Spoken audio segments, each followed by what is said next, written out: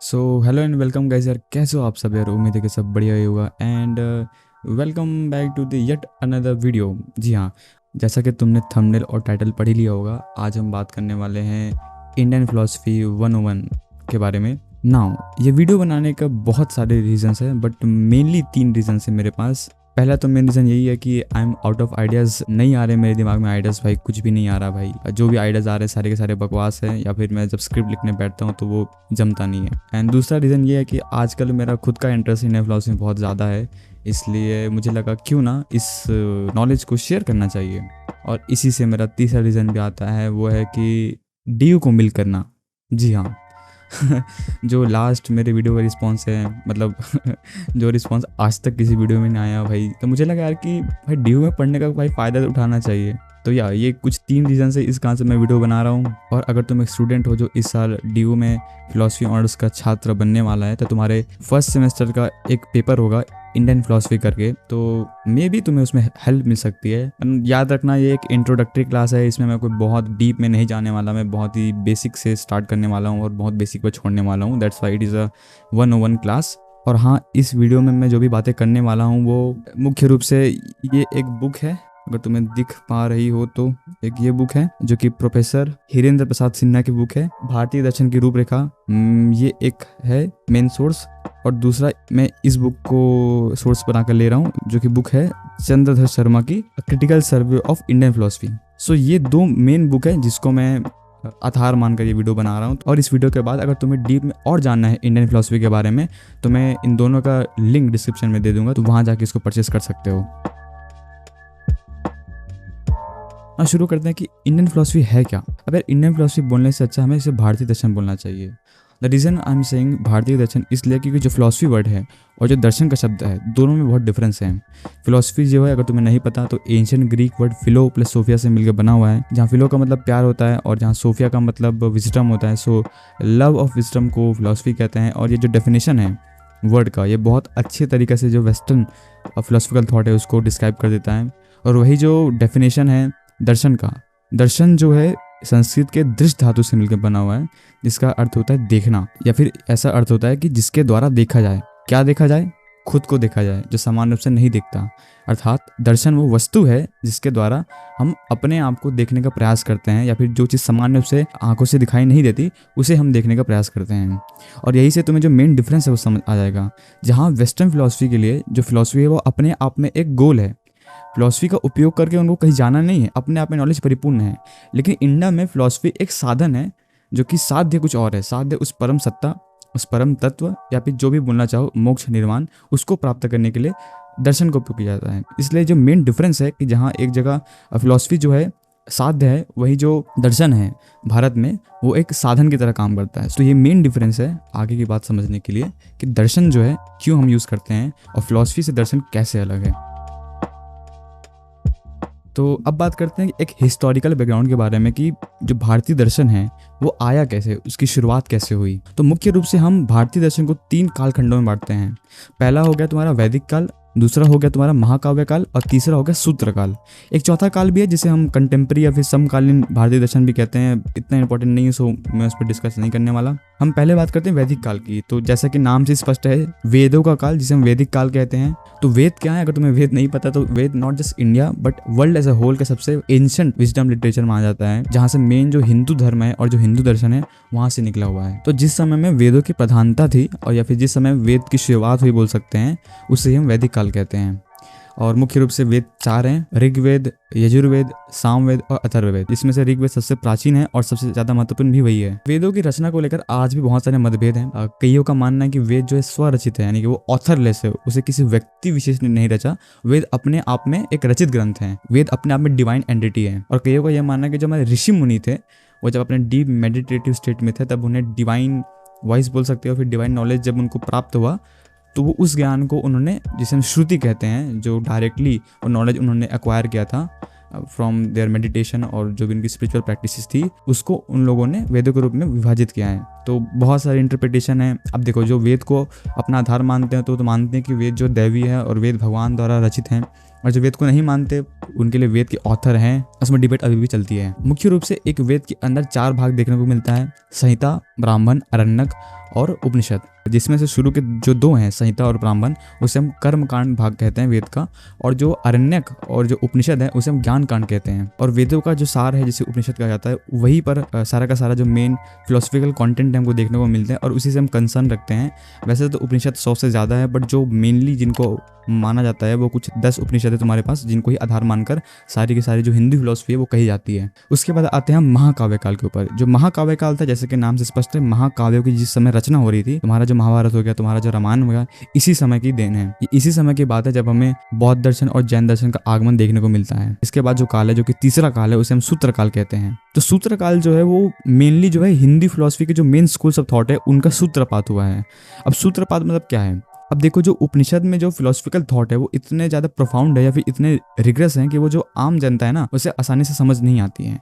इसलिए क्या हुआ कि बहुत सारे दार्शनिक हुए बोल सकते हो और फिर जो ऋषि हुए उन्होंने उन उपनिषदों को अपने ढंग से इंटरप्रेट किया या फिर उन पर टीका की, उन पर अपना इंटरप्रिटेशन दिया और वहां से सूत्रपात किया, जिसे हम षट दर्शन या फिर जिन्हें हम हिंदू दर्शन भी कहते हैं, उनका भी प्रतिपादन होता है। तो इसमें मुख्य रूप से हम 6 दर्शनों को देख सकते हैं। सबसे पहला है कपिल मुनि का सांख्य दर्शन, फिर है पतंजलि का योग दर्शन, फिर है गौतम का न्याय दर्शन, फिर है कनाद का वैशेषिक दर्शन, फिर है जैमिनी का मीमांसा दर्शन और लास्ट में आता है वैदरायण का वेदांत दर्शन। तो इस तरह से हम देखते हैं कि जो भारतीय दर्शन का समय काल है वो चला हुआ आता है। अब बात करते हैं जो मेन डिवीजन है भारतीय दर्शन में, इंडियन फिलोसफी में, आस्तिक और नास्तिक के बीच भेद। मुख्य रूप से यही 2 भेद पाए जाते हैं भारतीय दर्शन के अंदर में। दर्शन में आस्तिक और नास्तिक शब्दों का उपयोग वैसे नहीं होता जैसे हम आम जीवन में करते हैं। यहाँ आस्तिक अर्थ वे स्कूल्स हैं जो कि वेदों की सत्ता को स्वीकार करते हैं और वेदों को प्रमाण के रूप में, एक सही प्रमाण के रूप में स्वीकार करते हैं। वही जो नास्तिक स्कूल्स हैं वो बोलते हैं कि वेदों की प्रामाणिकता को सिद्ध नहीं किया जा सकता या फिर वो केवल एक नॉर्मल टेक्स्ट है और उनको ऐसा प्रमाण लेना कोई बहुत तार्किक बात है, कोई सही बात नहीं है। इस डेफिनेशन के हिसाब से एक ऐसा दर्शन भी हो सकता है जो कि आस्तिक हो लेकिन वो अनिश्वरवाद भी हो। इसका सबसे अच्छा उदाहरण है क्लासिकल सांख्य।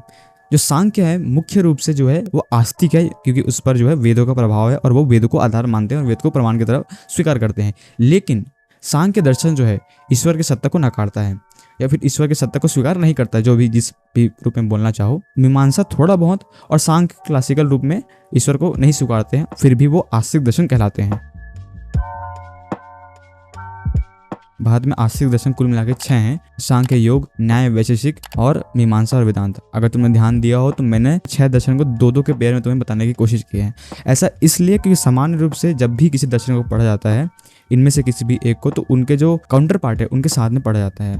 कहा जाता है कि दोनों के दोनों एक दूसरे कॉम्प्लीमेंट्री हैं। बहुत कुछ माइन्यूट लेवल में डिफरेंसेस देखने को मिलती हैं, बट उनको एज अ पेयर ही पढ़ा जाता है जब हम भारतीय दर्शन को पढ़ते हैं। ऐसे में हाँ बिल्कुल वो एक इंडिविजुअल फिलोसफी है, बट एज अ होल वो ज़्यादा अच्छे से वर्क करते हैं। और इसमें भी एक डिफरेंस ये है, सांख्य, योग और न्याय वैशेषिक है, उन पर जो वेदों का प्रभाव जो प्रत्यक्ष नहीं है वो अप्रत्यक्ष है, मतलब परोक्ष रूप से उस पर वेदों का प्रभाव पड़ा है। उसमें जो ओरिजिनलिटी है वो कुछ ज़्यादा है कंपेयर टू मीमांसा और वेदांत, जो कि कम्प्लीटली वेदों पर ही बेस्ड है। मतलब वो वेदों का ही इंटरप्रिटेशन है जो वेदांत और मीमांसा है। अब बात करते हैं नास्तिक दर्शन। नास्तिक दर्शन भारत में मुख्य रूप से 3 है: चार्वाक, जैन दर्शन और बौद्ध दर्शन। ये तीनों जो है वेदों की सत्ता को स्वीकार नहीं करते हैं। अब मैंने तुम लोगों को इन टोटल 9 दर्शनों के बारे में बताया, जिसमें से 6 तुम्हारे आस्तिक हैं, 3 नास्तिक हैं और इसी को हम इंडियन फिलोसफी या फिर स्कूल्स ऑफ इंडियन फिलोसफी कहते हैं। और जब तुम पढ़ने जाओगे या फिर जब तुम पढ़ोगे तो इन्हीं 9 दर्शनों की बात हो रही होती है। हाँ, इनमें भी इनके सब डिविजन्स हैं और बहुत सारे सबसेक्ट्स हैं, वो तो मतलब तुम जब पढ़ोगे तो डीप में जाओगे तो समझ ही जाओगे। बट इसके अलावा मैं चाहता हूँ कि तुम्हें मैं एक कॉमन कैरेक्टरिस्टिक्स बताऊँ मैं कि जो सारे इंडियन फिलोसफी में फॉलो होते हैं, मतलब एक जो कॉमन थीम बोलते हैं ना, बिकॉज एक ही भूमि से सारे के सारे निकल कर आए हैं, तो कुछ ना कुछ तो इनमें कॉमन होगा ही होगा जो कि सब दर्शनों में पाया जाता है। और मैं इसलिए भी ये बताना चाहता हूँ ताकि तुम समझ सको जो हमारी इंडियन फिलोसफी का जो नेचर वो है कैसा। अब जो तुम्हें मैं लक्षण बताने वाला हूँ वो सारे के सारे दर्शनों पर तो लागू होगा, लेकिन चार्वाक को छोड़कर। और चार्वाक पर क्यों नहीं लागू होगा इस पर हम लास्ट में बात करेंगे। सबसे पहले कि संसार में दुख है। ये जो सत्य है कि संसार में दुख है या फिर जो एसेंशियल नेचर है हमारे वर्ल्ड का वो सफरिंग है, इसको सभी दर्शनों ने मुख्य रूप से स्वीकार किया है। इसमें किसी भी प्रकार का मतभेद हमको देखने को नहीं मिलता है। जो स्टार्ट है इंडियन फिलोसफी का वो पेसिमिज्म से होता है, ये तो बात सत्य है। शुरुआत तो पेसिमिज्म से होता है लेकिन अंत पेसिमिज्म पर नहीं होता है, इस पर हम आगे बात करेंगे। लेकिन हाँ, पहला जो एक कॉमन कैरेक्टरिस्टिक हम देखने को मिलता है कि सारे के सारे जो इंडियन फिलोसफी के जो स्कूल्स हैं वो सर्वम दुखम की बात करते हैं कि संसार में सब जगह दुख है। जो सुख हमें सामान्य तौर से दिखाई भी देता है, वो कल आने वाले दुख का एक दरवाजा मात्र है। सबने स्वीकार किया है कि जो एसेंशियल नेचर है वर्ल्ड का, वो दुख का है, वो सफरिंग का है, वो पेन का है। और दूसरा जो कॉमन कैरेक्टरिस्टिक है वो कि सभी दर्शन जो है आत्मा की सत्ता को स्वीकार करते हैं। सभी का मानना है कि एक ऐसी चीज एग्जिस्ट करती है, अमर है, जो नश्वर है, जो कि बॉडी से अलग है, जिसका एक एसेंशियल गुण है। जो आत्मा है उसको सब स्वीकार करते हैं। आत्मा जो कि जीवन और मरण से परे की चीज है, और इसी आत्मा को जानने का प्रयास सभी दर्शनों में किया गया है। और इस तरह से तुम देख सकते हो कैसे जो है भारतीय दर्शन में अध्यात्म की हल्की सी झलक देखने को मिलती है। तीसरा एक जो कॉमन कैरेक्टरिस्टिक सभी दर्शनों में देखने को मिलता है वो है कर्म सिद्धांत। आत्मा की तरह सभी दर्शन जो है कर्म सिद्धांत को मानते हैं। वर्तमान जो तुम्हारा जीवन है वो तुम्हारे भूत के जीवन से प्रभावित है, क्योंकि तुमने भूत में जो कर्म किए हैं उनका फल तुम आज भोग रहे हो, और जो तुम आज करोगे उसका फल तुम भविष्य में भोगोगे। ये जो है कॉमन तरीके से सब किसी न किसी रूप में कर्म सिद्धांत को मानते हैं। पुनर्जन्म का सिद्धांत। अब चूंकि आत्मा और कर्म सिद्धांत दोनों से मिलकर जो पुनर्जन्म का सिद्धांत सिद्ध होता है कि ऐसा कहा जाता है कि जो आत्मा है अपने एक जन्म में अपने सारे के सारे कर्मों का फल नहीं भोग सकती, और चूंकि उसे अपने कर्मों का फल भोगना अनिवार्य है, इसलिए उसे बार बार जन्म लेना पड़ता है। और बार बार जन्म किसका होगा? आत्मा का होगा, जो कि नश्वर है, यानी कि जो मृत्यु और जीवन से परे है। इस प्रकार जो ये आत्मा है, कर्म सिद्धांत है और पुनर्जन्म में तीनों जो टाइट टुगेदर है। तो बहुत जरूरी है, अगर आपको पुनर्जन्म सिद्ध करना है तो आपको कर्म सिद्धांत और आत्मा को मानना पड़ेगा। तो इस प्रकार जो पुनर्जन्म का सिद्धांत है वो सभी दर्शनों में समान रूप से देखने को मिलता है। और एक ये भी कॉमन कैरेक्टरिस्टिक है कि सभी भारतीय दर्शनों ने फिलॉसफी को मात्र एक इंटेलेक्चुअल जिम्नास्टिक के अलावा भी बहुत कुछ माना है। उनके हिसाब से वो फिलॉसफी जिसे आप जीवन में नहीं उतार सकते, उसका कोई वैल्यू नहीं है, उसका कोई मूल्य नहीं है। इसलिए असली फिलॉसफी वही है जिसे हम अपने एक वे ऑफ लाइफ में उतार सकें।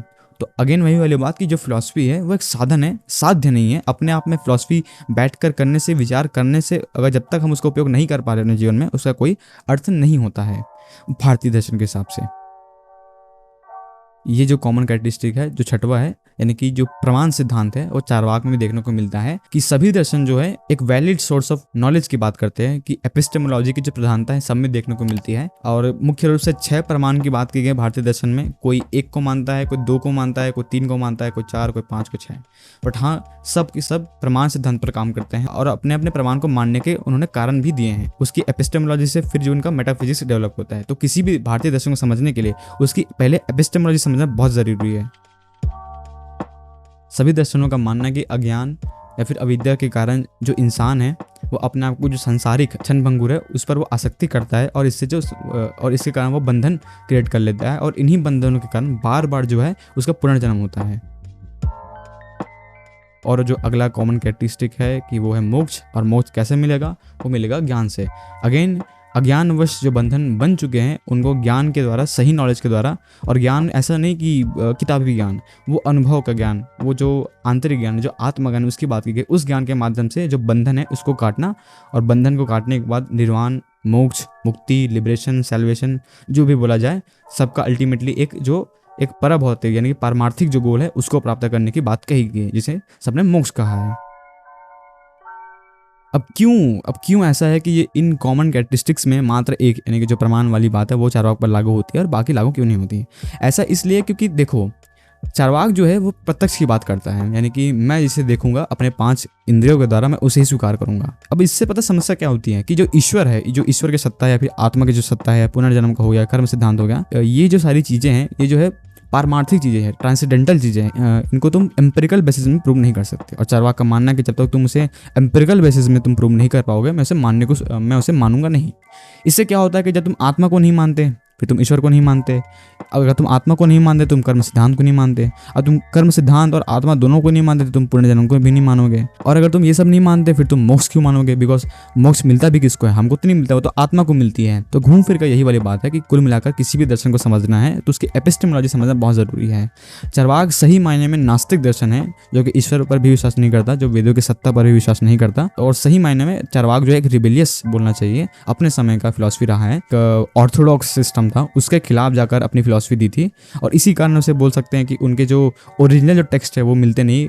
कहा जाता है कि लोगों ने गुस्से में आकर या फिर जैसा भी है उनके टेक्स्ट को जला दिया, और इसलिए हमको जो भी नॉलेज मिलती है चारवाक के बारे में, जो भी हमको थोड़ा बहुत मिलता है, अपोनेंट्स हैं उन्होंने उनकी बात को जो खंडन किया है उसी के माध्यम से मिलता है। इसलिए एक पिंच ऑफ सॉल्ट बोलना चाहिए, उसके हिसाब से हम चारवाक की बातों को लेते हैं। और इसी कारण से जो मोस्ट कॉमन कैरेक्टरिस्टिक्स है कि बोलना कि दुनिया दुखमयी है, चारवाक के हिसाब से दुनिया दुखमय नहीं है, बिकॉज उनके लिए तो दुनिया में सुख है और सुख को तुम पा सकते हो। तो वही है कि जो नॉर्मल जो चीज़ें हैं, जो कि अदर जो तुम्हारे इंडियन फिलोसफी को स्वीकार करते हैं, वो चारवाक स्वीकार नहीं करता। एक ही कारण है उसका कि वो प्रमाण एक मानते हैं, प्रमाण एक मानने के कारण उनकी जो चीज़ें ग्रास्प करने की जो टेंडेंसी है वो बहुत लिमिटेड हो जाती है। और हाँ, अगर तुम्हें और डीप में जानना है भारतीय दर्शन के बारे में तो डिस्क्रिप्शन में मैंने लिंक दे रखा होगा उन दोनों बुक्स का, तो तुम वहाँ से जाकर बुक्स को पढ़ सकते हो तुम डायरेक्टली, और तुम जान सकते हो। इसके अलावा भी तुम्हें बहुत सारे लेक्चर्स मिल जाएंगे ऑनलाइन यूट्यूब पर, but it just introductory video. मैं तुम्हारा जो ध्यान है बोल सकते हो, या फिर तुम्हारा जो चाहता हूँ कि इस वीडियो से तुम्हारा जो इंटरेस्ट है एटलीस्ट वो इंडियन फिलोसफी बन जाए। फिर बाकी तुम अगर इंटरेस्ट बन गया होगा तो तुम खुद जो है आगे चलकर चीज़ एक्सप्लोर कर सकते हो।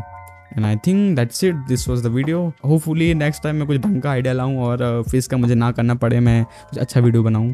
तो या तब तक के लिए I guess good bye, and hopefully मैं मिलता तुम्हें एक अच्छी वाली नई वीडियो में। Bye bye.